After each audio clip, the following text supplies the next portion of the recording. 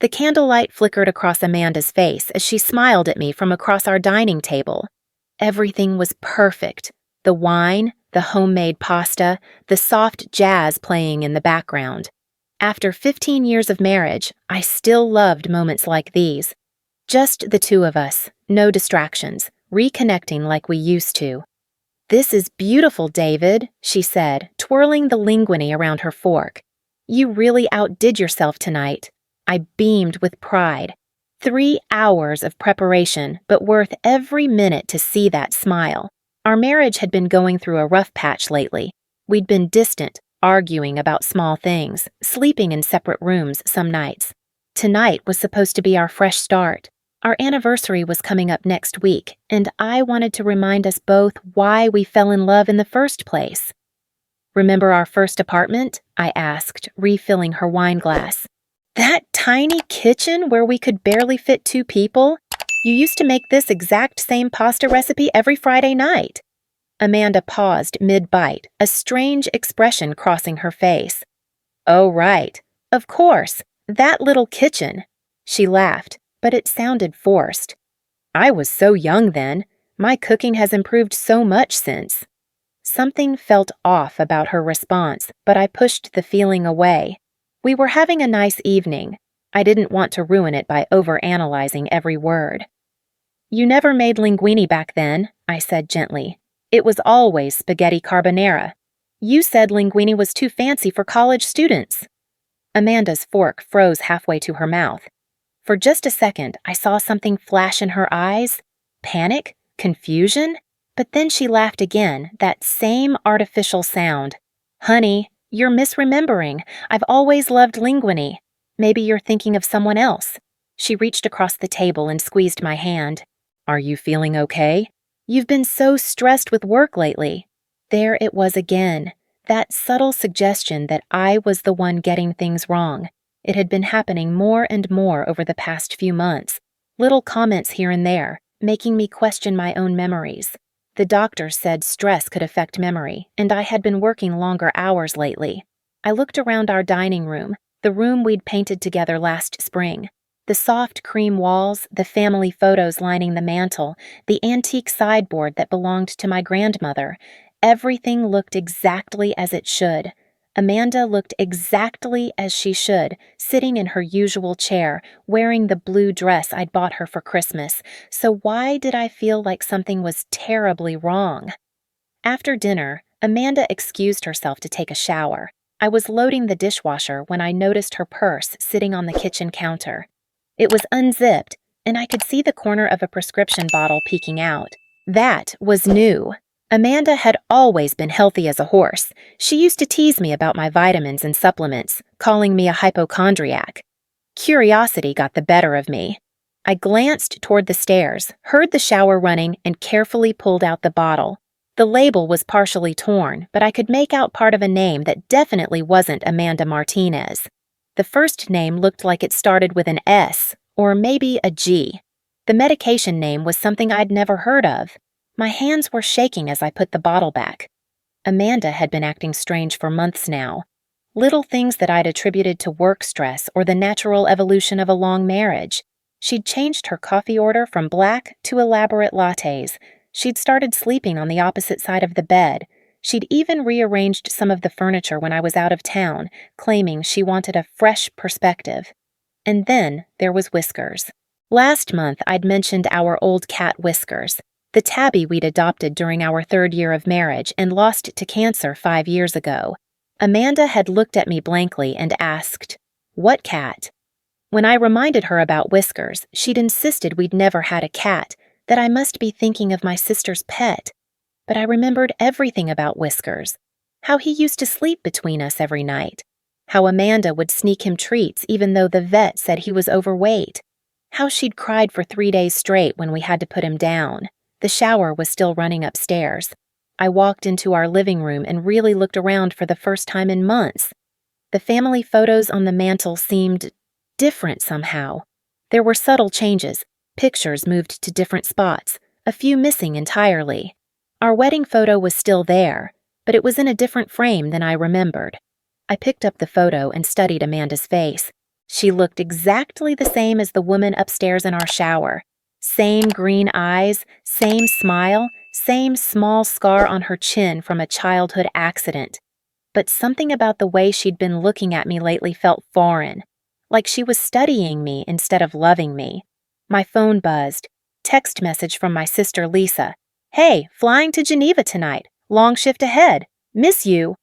Lisa was a pilot for United Airlines, something she'd dreamed of since we were kids. She was 3 years younger than me, but had always been the adventurous one. While I played it safe with my engineering job and suburban life, Lisa was constantly traveling the world, living in different cities, dating interesting people from every continent. I typed back, "Be safe up there. Amanda and I are having date night." 3 dots appeared immediately, then disappeared, then appeared again. Finally, "That's nice. How is Amanda doing?" Strange question. Lisa and Amanda had always gotten along well. In fact, Lisa had been Amanda's maid of honor at our wedding. They'd been close friends even before Amanda and I started dating. "She's good. Upstairs getting ready for bed." More typing dots. Then, "Good to hear. We should all get together soon." The shower turned off upstairs. I heard Amanda moving around in our bedroom, probably doing her nightly skincare routine. Everything was normal. Everything was fine.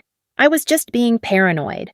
But as I sat there in our living room, surrounded by 15 years of memories, I couldn't shake the feeling that I was living with a stranger. The next few weeks passed in a blur of uncomfortable moments and growing suspicion. Amanda's behavior became increasingly erratic. She'd forgotten our wedding anniversary entirely, something that had never happened before. When I gently reminded her, she'd insisted we'd already celebrated it last month. But I had the calendar marked, the restaurant reservation confirmation in my email. She'd looked at me with such confusion that I almost believed I was the one who was wrong. She'd also started working late every night, claiming her accounting firm had landed a major new client. But when I called her office one evening, her colleague Janet said Amanda had left at 5:30, same as always. When I mentioned this to Amanda, she'd gotten defensive, saying Janet must have been mistaken or confused. The lies were piling up, but so was the gaslighting. Every time I questioned something, Amanda had an explanation that made me doubt my own perception. She was so calm, so rational, so loving in her responses that I started wondering if I was having some kind of breakdown. The breaking point came on a Tuesday evening in March. I was working late in my home office when Amanda called to say she'd be staying overnight at her sister's house. Her sister Karen lived about an hour away and was going through a difficult separation. "I'll probably be back tomorrow evening," Amanda said. "Karen really needs support right now." It was sweet of her to help family. Amanda had always been caring that way. I told her to drive safely and that I'd see her tomorrow. But something nagged at me. I couldn't remember the last time Amanda had mentioned Karen.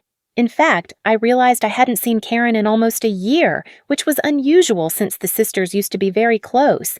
Karen used to come over for dinner at least once a month. I pulled out my phone and scrolled through my contacts until I found Karen's number. My thumb hovered over the call button for 10 minutes before I finally pressed it. "David?" Karen sounded surprised to hear from me. "Is everything okay? Is Amanda all right?" "She's fine," I said slowly. Isn't she with you tonight?" Long pause. "With me?" "No, I haven't seen Amanda in probably 6 months.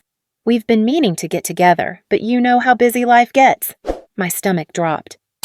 "She told me she was staying overnight at your place, that you were going through a difficult time and needed support." Another long pause. "David, I'm not going through anything difficult, and Amanda definitely isn't here. Are you sure she said she was coming to my place?"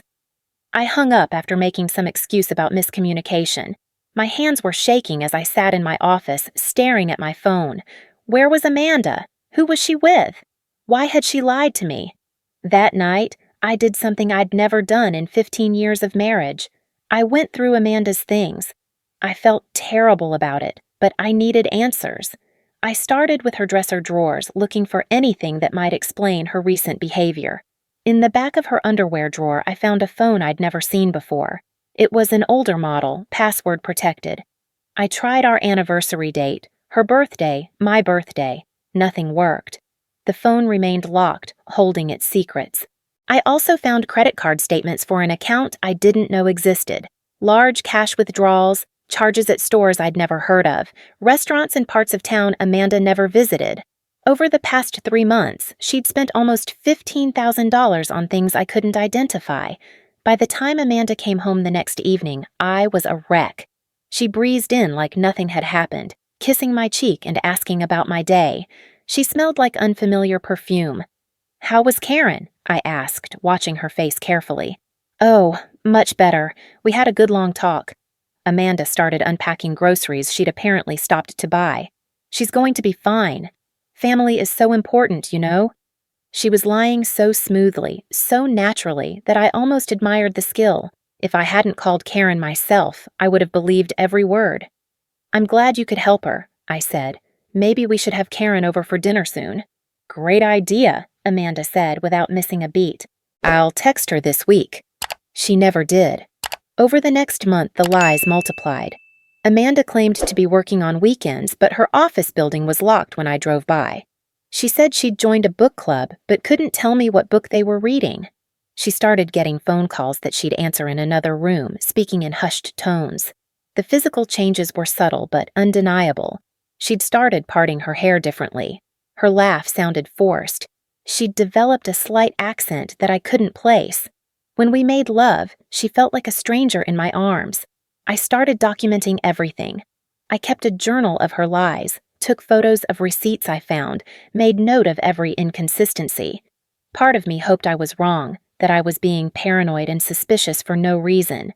But the evidence was piling up. The woman I was living with was not my wife. But if she wasn't Amanda, then who was she? And where was the real Amanda? The answer came on a Friday afternoon in April when my sister Lisa called from 35,000 feet above the Atlantic Ocean. "David?" Lisa's voice sounded strange through the aircraft phone connection. "I need to ask you something, and it's going to sound weird." I was in the middle of reviewing blueprints for a bridge project, but something in Lisa's tone made me give her my full attention. "What's up?" "Where is Amanda right now?" The question caught me off guard. "She's upstairs taking a shower." "Why?" Long pause. I could hear the ambient noise of the aircraft in the background, the low hum of engines, the occasional announcement over the intercom. "David, I need you to listen to me very carefully," Lisa said, her voice dropping to almost a whisper. "I'm looking at a passenger manifest right now. Amanda Martinez just boarded my flight. I'm holding her passport in my hand. She's sitting in seat 12A, and we're about to take off for Geneva." The blueprints slipped from my hands and scattered across my desk. "That's impossible. Amanda is upstairs. I can hear the shower running." "I know this sounds crazy," Lisa continued, "but I'm looking right at her. She looks exactly like Amanda. Same height, same hair, same everything. But David, if she's on my plane, then who is in your house?" The world seemed to tilt on its axis. I could indeed hear the shower running upstairs. I could hear someone moving around in our bedroom, someone who looked exactly like my wife, who knew intimate details about our life together, who had been sharing my bed for months. "Lisa, are you absolutely sure?" "I've known Amanda for 16 years, David. I was her maid of honor. This is definitely her. She even recognized me when she boarded. She looked scared, really scared. When she saw me, she grabbed my arm and whispered something about not being able to talk, that someone was watching her. Security moved her along before I could ask any questions. I stood up so fast my chair rolled backward and hit the wall. My legs felt unsteady. "Lisa, I don't understand what's happening." "Neither do I, but David, listen to me. If the real Amanda is on my plane, then whoever is in your house is not your wife. You need to be very careful right now." Just then, I heard footsteps on the stairs. Someone was coming down, probably looking for me. Someone who had been living in my house, sleeping in my bed, pretending to be the woman I loved. "Lisa, I have to go," I whispered into the phone. "David, don't confront her alone. Call the police. Something is very wrong here." The footsteps were getting closer. I could see a shadow moving in the hallway outside my office. "David?" A familiar voice called out. "Who are you talking to?" It was Amanda's voice, Amanda's tone. But according to my sister, Amanda was on a plane to Geneva, scared and unable to speak freely. So who was about to walk into my office? The woman who appeared in my doorway looked exactly like Amanda. Same green eyes, same smile, same way of leaning against the doorframe.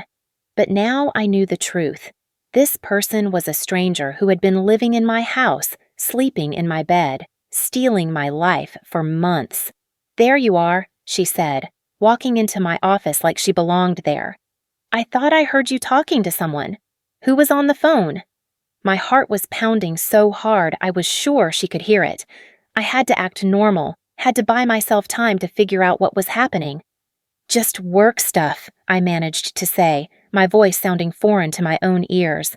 She moved closer and I fought every instinct to back away.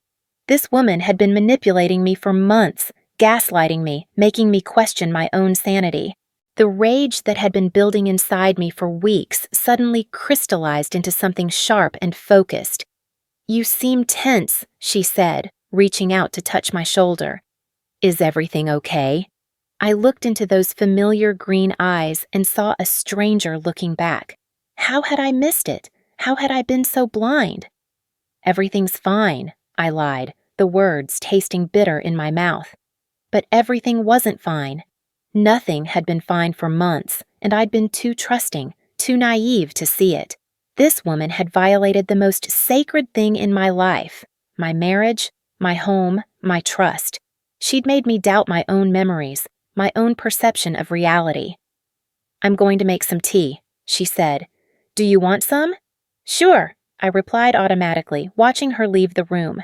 The moment she was out of sight, I grabbed my phone and texted Lisa. "Land safely. Don't let Amanda out of your sight. We'll explain later." Then, I did something I should have done weeks ago. I called the police. 911. "What's your emergency?" "I need to report an identity theft," I said quietly, listening for footsteps. "Someone has been impersonating my wife. The real victim is currently on a flight to Geneva, and the imposter is in my house right now." The dispatcher was professional, but clearly confused by my story. Identity theft usually involved credit cards and social security numbers, not someone physically taking over another person's life. But she took down my information and said officers would be dispatched to my location. "Sir, do you feel you're in immediate danger?" I looked toward the kitchen where I could hear the fake Amanda moving around, making tea like she'd done hundreds of times before. "I don't know," I answered honestly. 20 minutes felt like 20 hours. I sat in my office pretending to work while my mind raced. How long had this been going on? When had the switch happened? The woman upstairs knew intimate details about my life, about Amanda's life. She knew our friends, our routines, our history together. This wasn't some random scam. This was sophisticated, planned, personal. The doorbell rang. 2 police officers stood on my porch, looking skeptical but professional. Officer Rodriguez was a middle-aged woman with kind eyes, while Officer Chen was younger, taking notes on everything I said. "This is going to sound insane," I began, then told them everything. The gradual changes in Amanda's behavior, the lies, the phone call from my sister, the credit card statements, the prescription bottles. The fake Amanda appeared in the living room, looking perfectly composed. "Officers, is there a problem? Has something happened?" "Ma'am, could you please show us some identification?" Officer Rodriguez asked. Without hesitation, the woman pulled out Amanda's driver's license. The photo was perfect. It was definitely Amanda's face, Amanda's information. But I knew with absolute certainty that this wasn't my wife. "Sir," Officer Chen said quietly, "this appears to be legitimate identification. Are you sure about what you're telling us?" Before I could answer, my phone rang. "Lisa." "David, we just landed in Geneva. I've been talking to Amanda during the flight. She told me everything. You need to listen to this." I put the phone on speaker. Amanda's voice filled the room. The real Amanda, my wife of 15 years. "David? Oh God, David, I've been trying to get back to you for 3 months." She took everything. My ID, my credit cards, my entire life. She's been drugging me, keeping me in a facility in Switzerland. I only escaped because of a fire evacuation. I don't know how she looks exactly like me, but David, that woman in our house is not me. The fake Amanda's composure cracked for just a moment. I saw panic flash across her face before she regained control. "This is ridiculous," she said, but her voice had changed slightly. The accent I'd noticed before was stronger now. "David's been under a lot of stress. He's been having episodes talking about conspiracy theories." But Officer Rodriguez was watching her carefully now. "Ma'am, could you tell us your maiden name?" "Johnson," she replied without hesitation. "Wrong.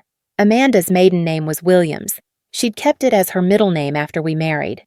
"Where did you and your husband get married?" "St. Mary's Church downtown." "Wrong again. We'd gotten married at the Botanical Gardens because Amanda was allergic to the flowers typically used in church ceremonies." The officers exchanged glances. Something was definitely off. "Ma'am, we're going to need you to come with us for questioning," Officer Rodriguez said. That's when everything exploded. The woman who had been pretending to be my wife for months suddenly bolted toward the back door.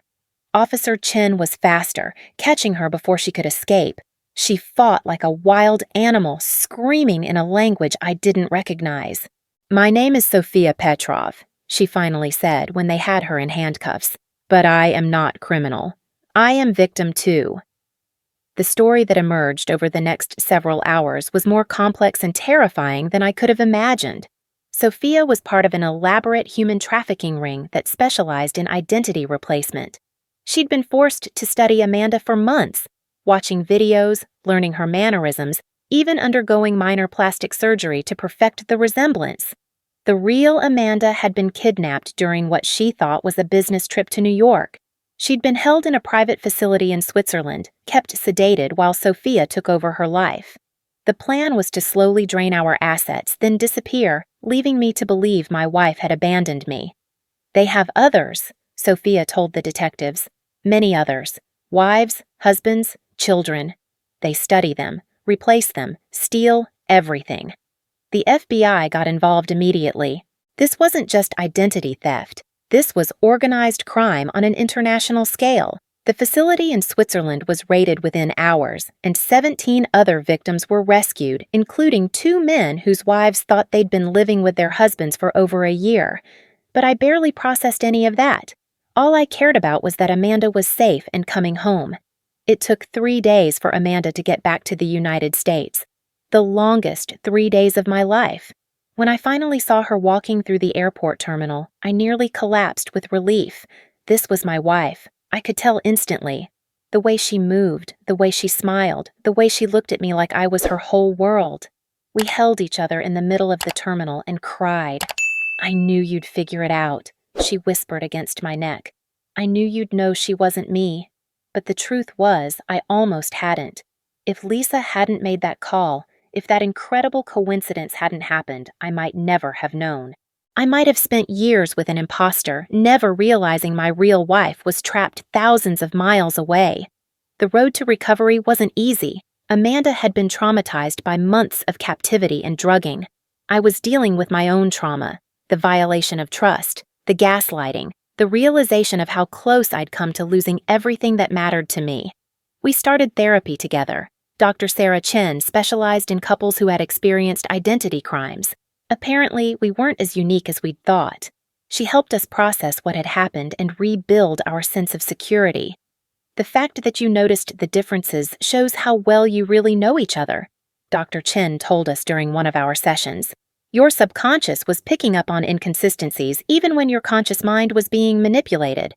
Amanda had to relearn how to trust the world around her. She'd jump at unexpected sounds, constantly check locks, and sometimes wake up in the middle of the night convinced she was still being held captive. I had to relearn how to trust my own perceptions, to believe in my memories and instincts instead of doubting myself. But we had each other, and that made all the difference. Lisa became our hero in all of this. The coincidence of Amanda boarding her flight was miraculous. But Lisa's quick thinking and protective instincts had saved both of our lives. She took a leave of absence from flying to help us through the worst of it, staying in our guest room for weeks while we figured out how to be a normal couple again. I knew something was wrong. Lisa told us one evening as we sat on our back porch, watching the sunset. Every time I talked to Amanda over the past few months, something felt off. She was too polite, too formal. The real Amanda would have teased me mercilessly about my latest dating disasters. The legal proceedings took almost a year. Sofia Petrov testified against the trafficking ring in exchange for a reduced sentence. She'd been coerced into the scheme after her own family was threatened, making her both perpetrator and victim. The masterminds behind the operation received life sentences, and the network was completely dismantled. We learned that we'd been targeted because of our stable marriage, our predictable routines, and our comfortable financial situation. The criminals had been watching us for over a year before making their move, learning everything about our lives, our relationship, our families. "You were the perfect mark," Detective Williams explained. "Successful, trusting, with a strong marriage that would make it easier for the imposter to maintain the deception. They counted on your love for each other to blind you to the switch. But our love for each other was also what saved us. Despite months of manipulation and gaslighting, despite having my reality constantly questioned, some part of me always knew that woman wasn't my Amanda. The heart knows what the mind can be tricked into doubting." A year later, we renewed our wedding vows. We'd originally planned to do it for our 15th anniversary anyway, but the ceremony took on new meaning after everything we'd been through. Lisa officiated. She'd gotten ordained online specifically for our ceremony. "You've already proven that nothing can tear you apart," she said as we stood in the same botanical gardens where we'd first married. Not distance, not deception, not even the most sophisticated criminal conspiracy. You found your way back to each other because what you have is real. Our house felt different after Amanda came home. We redecorated completely, painted every room, bought new furniture. We needed to reclaim our space, to erase any trace of the months when a stranger had lived in our home. But some changes were positive. We talked more now, communicated better. We didn't take our time together for granted. Every ordinary moment, making coffee together in the morning, watching TV at night, grocery shopping on weekends, felt precious because we knew how easily it could all be taken away. Amanda started a support group for victims of identity replacement crimes. Turns out there were more people like us than anyone realized. Families torn apart by sophisticated criminal networks that specialized in stealing not just money or information, but entire lives. The worst part wasn't the captivity, Amanda told the group during one of their meetings. It was knowing that someone was living my life, that my husband was being deceived, that my family thought I'd abandoned them. The isolation was psychological as much as physical. I started paying attention to details in a way I never had before. Not out of paranoia, but out of appreciation. The way Amanda hummed while she cooked. The way she left her coffee cup exactly 2 inches from the edge of the counter. The way she fell asleep reading, with her book still open on her chest. These little things that made her uniquely herself. These were what the imposter could never truly replicate, no matter how much she studied or practiced. 6 months after Amanda's return, we received a letter from Sofia Petrov. She was serving her sentence in a federal prison, participating in programs to help other trafficking victims. She wanted to apologize, to explain her actions, to somehow make amends for the trauma she'd caused. "I know you will never forgive me," she wrote. "I do not expect forgiveness, but I want you to know that every day I pretended to be your wife. I saw how much you loved her. I saw the photographs. I heard you talk about memories. I watched you try so hard to make things work even when you knew something was wrong. Your love for each other gave me hope that maybe someday I could have something real like that too." Amanda and I read the letter together, sitting on our couch with our arms around each other. It was hard to hate Sofia completely, knowing that she'd been a victim too, trapped in an impossible situation by people who trafficked in human misery. "I feel sorry for her," Amanda said finally. "She spent months living a fake life, pretending to be someone else. She never got to be herself. In some ways, that's its own kind of prison. We donated money to organizations that fought human trafficking. We spoke at conferences about identity crimes. We did what we could to prevent other families from going through what we'd experienced. but mostly we just lived our life. We traveled, real trips that we took together, not fake business trips designed to facilitate kidnapping. We had dinner parties with friends. We adopted a new cat, a little calico we named Phoenix, because like us, she represented new beginnings rising from ashes. Lisa visited often, and we never tired of hearing the story of that miraculous phone call from the cockpit, one tiny coincidence that changed everything.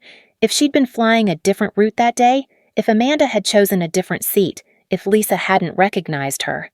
"Don't think about the what-ifs," Amanda would say when I got lost in those thoughts. "We're here.